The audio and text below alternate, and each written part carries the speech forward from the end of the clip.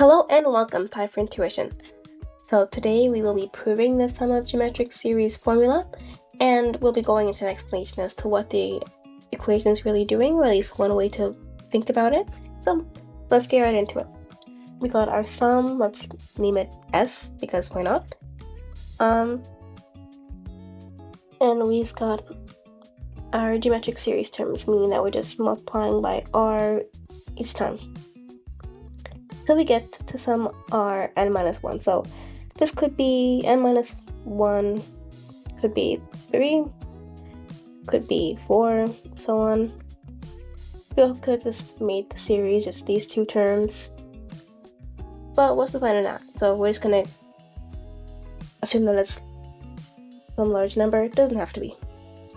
But anyway, so first thing to note is that given that we multiply by r each time, it would be a good idea to multiply by r the entire series. We'll see a lot of overlapping terms, and we can see how we can play with this as we go on.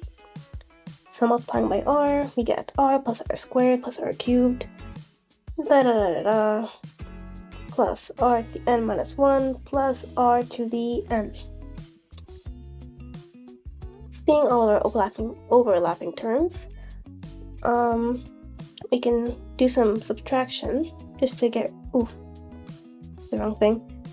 some subtraction just to get rid of all of our in-betweens. So let's take our r times our sum and our original sum and subtract.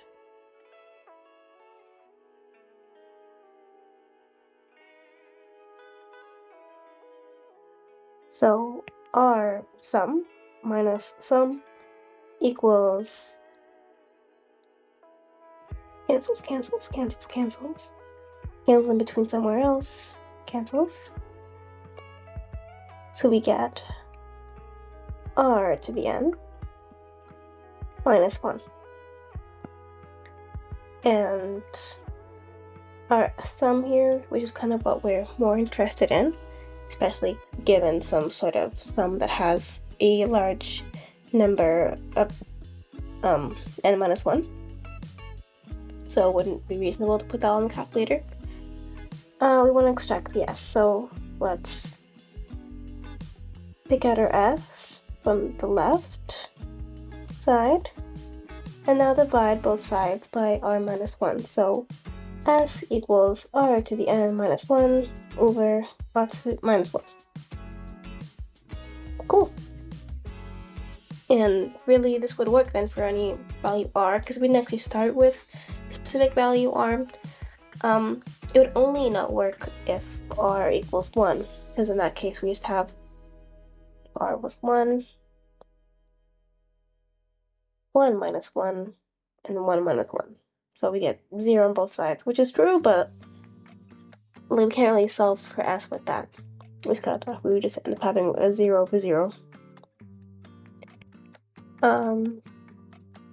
But yeah, so it's an interesting result, and it's kind of, at least to me, not very intuitive, because what this is pretty much saying is our sum, which is our 1 plus r squared plus r to the n minus 1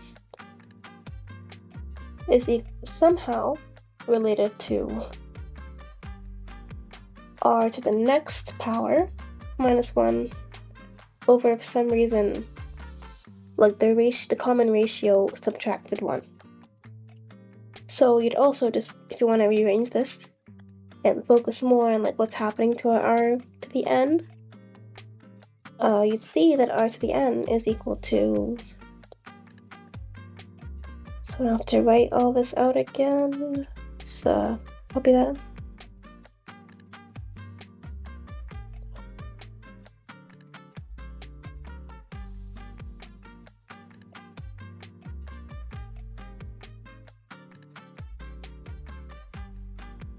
This r to the n is also equal to our sum times the common ratio minus 1 plus 1. Well, that's what our next part's about. Okay, so our question, I guess, for now is why?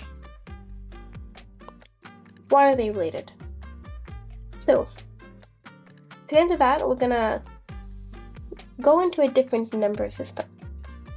We're gonna consider a number in base R. So, we originally had our sum. Okay, I copied that. And it's adding things as we'd normally have them added, like just in our normal base 10 system. But how about instead of doing that, let's just keep track of how many R to the 1s we have, how many R to 2s we have, and so on. So we have 1 R to the 0, we have 1 R to the 1, 1 R to the 2, and then 1 R to the n minus 1. So right now we're counting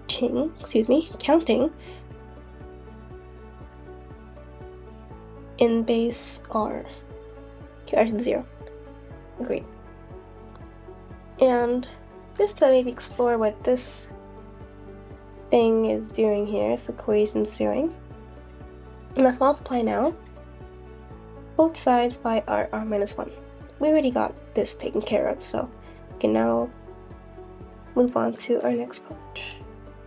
So let's multiply both sides by r minus 1.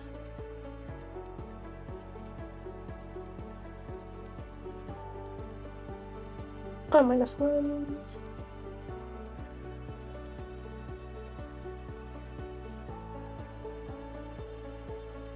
It's like by the distributive property, multiplying each one of these terms by r minus 1, so we got r minus 1 r to the 0s, we got r minus 1 r to the 1s, and so on. Feel easy to say it all. And then r minus 1s are to the n minus 1.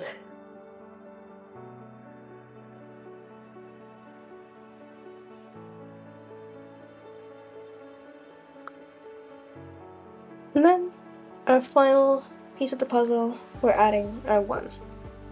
So let's add 1 to both sides and see what happens.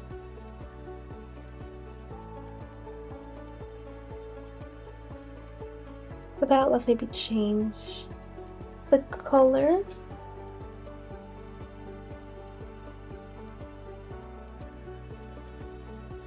It's very visible. Plus 1. So we're going to add our 1 here. We now have r minus 1 plus 1. That's just r. So we now have r to the 0s.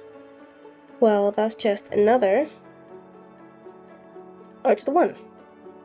And so then, same thing, we got now r to the 1s. Well, that's just another r squared. And we keep going, doing little hops, until we add 1 here, and we have r to the n minus 1s. This will then give us our final hop, and will give us our r to the n.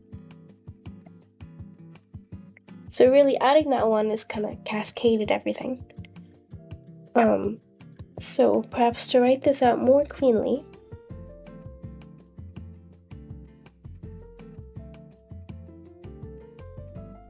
let's just copy the left side because that's not changing until I deleted it. And so we have 1, 0. So we have now 1 r to the n, counting in base r. So then we got the equation that we had above.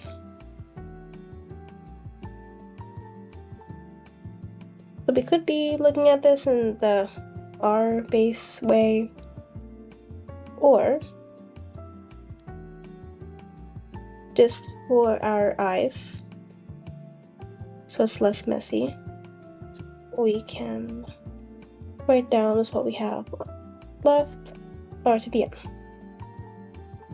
Perfect, that's what's going on, or at least that's one way to look at what's going on.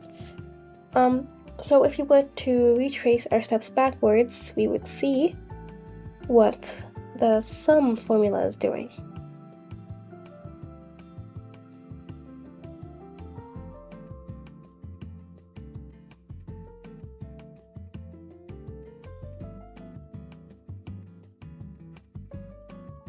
Retracing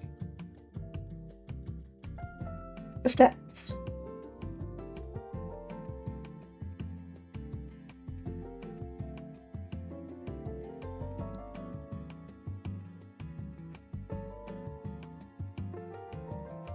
So we originally have our Rn,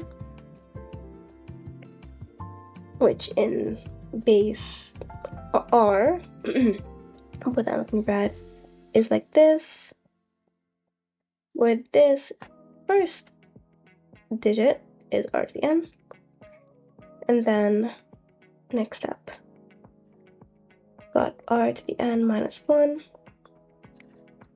will then give us 0, r minus 1, r minus 1, r minus 1, r minus 1. Just like when you do in our base 10 system, say you give 1,000 minus 1, you get 999.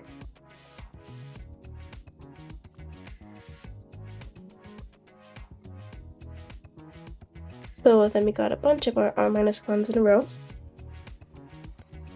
Here then gonna, because once again we're just looking for the sum, and the sum is just 0, 1, 1, 1, 1, or r to the n minus 1, r squared, r cubed, r, oh not cubed, r1, r0. So we just want to get back to this form. So for us to get back to this form, we're gonna divide by r minus 1, getting us 0, 1, 1, 1, 1, which is our sum once again.